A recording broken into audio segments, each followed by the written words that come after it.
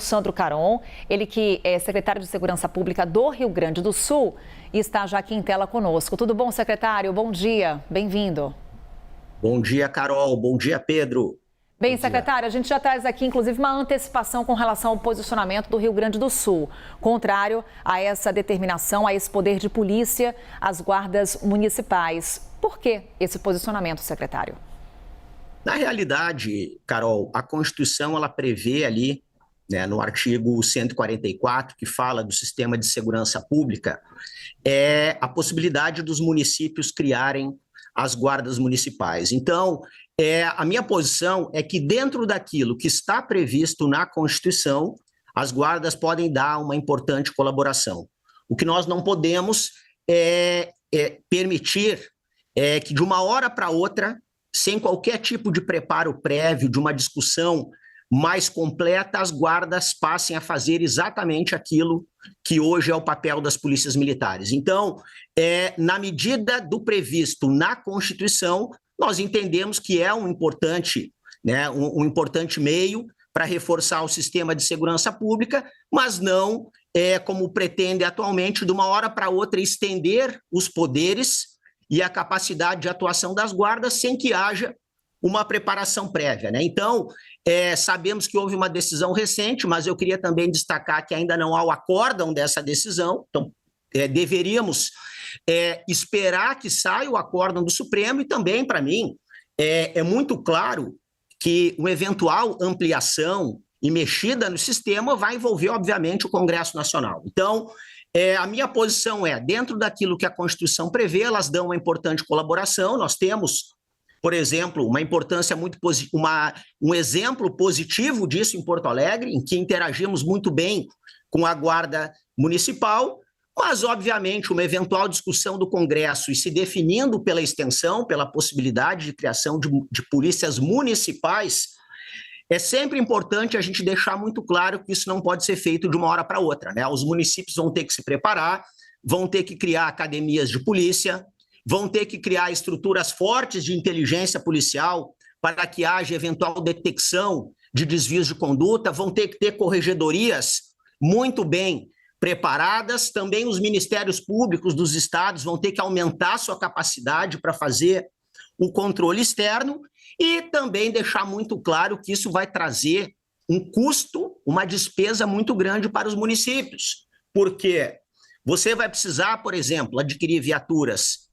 semi-blindadas, esses guardas municipais, tendo uma extensão de atribuição, vão ter que andar, por exemplo, com câmeras corporais, nós vamos ter que ter um treinamento muito mais complexo, um treinamento muito mais longo, capacitação permanente, e também os municípios vão ter aí a médio prazo um custo, por exemplo, com aposentadoria especial. Então, eu quero deixar muito claro que isso deve ser muito bem pensado, muito bem estruturado e, obviamente, discutido pelo Congresso Nacional. Se nós não fizermos dessa maneira, nós vamos ter muito problema em nível operacional. Secretário, para a gente poder entender, na última semana teve uma ocorrência importante em São Leopoldo, em que guardas municipais atiraram contra policiais que faziam uma operação.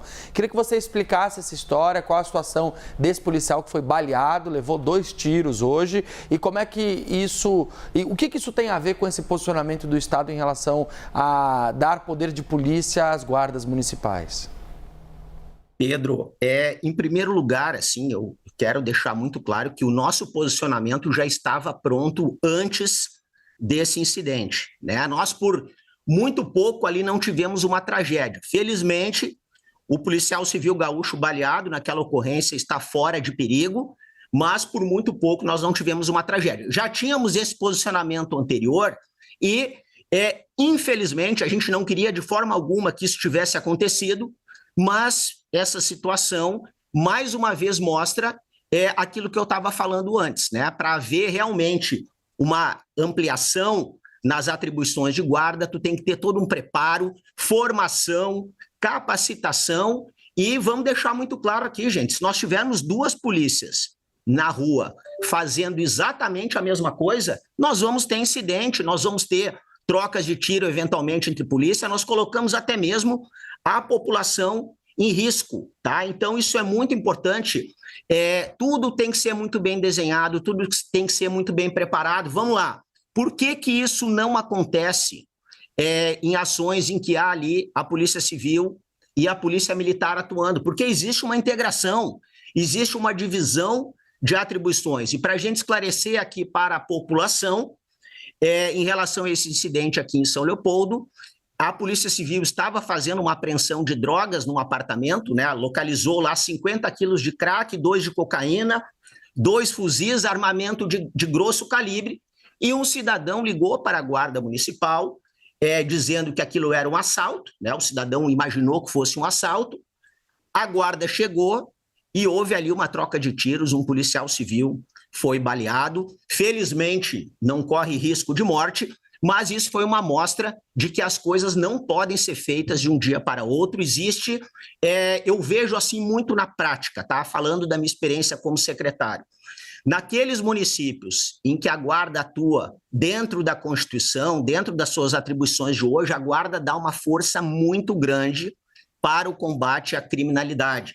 Agora, falando também da minha prática como secretário, naqueles municípios em que a Guarda quer ir além do que está previsto na Constituição e fazer exatamente a mesma coisa que faz a Polícia Militar, aí ela deixa de ser uma solução e se cria um elemento de dificuldade. E aí, Pedro, eu queria trazer mais um elemento aqui, tá? Eu acho que esse é mais um debate que está se abrindo em nível nacional a respeito da segurança pública, que nos tira o foco daquilo que realmente tem que ser conversado, tá? Nós não temos falta de polícia no Brasil. Secretário. O problema... Oi, Carol. Até aproveitar que o senhor está tocando aqui nesse ponto, que gera esse debate com relação a esse tema. Há pouco o Pedro Duran trouxe a manifestação por parte do governo do Espírito Santo, por parte da Secretaria de Segurança Pública, e a Secretaria coloca como uma discussão que está muito enviesada no Brasil. O senhor compartilha dessa visão? Eu acho que tem várias outras coisas que a gente tem que discutir antes em matéria de segurança pública. Nós não temos, Carol, hoje, falta de polícia.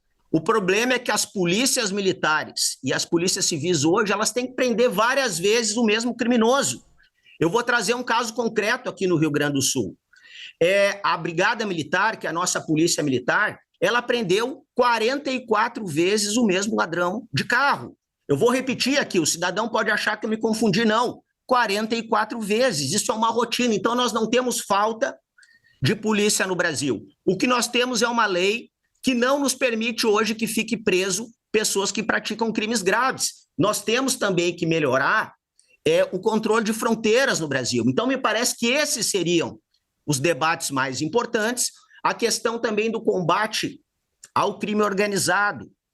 Você vai combater o crime organizado com investigação, com inteligência policial. Então, esse debate, eu acho agora, de criação de polícias municipais, eu acho que isso pode ser conversado, mas nós temos coisas mais urgentes para ter um resultado rápido, até porque, como eu disse aqui, se o Congresso Nacional entender pela criação de polícias municipais, vai exigir toda uma preparação prévia dos municípios para que haja uma formação adequada, investimento em equipamentos, o custeio da segurança pública é altíssimo. Então, assim, eu acho que temos que tratar de outros elementos mais importantes, porque, senão, são debates que se abrem, que tiram o foco daquilo que é prioritário no momento. Secretário Sandro Caron, secretário de Segurança Pública do Rio Grande do Sul, nessa conversa aqui conosco. Claro que a gente vai trazendo esses debates, viu, secretário? E contamos com sua contribuição aqui na nossa programação. Até uma próxima. Obrigado. Bom dia a todos.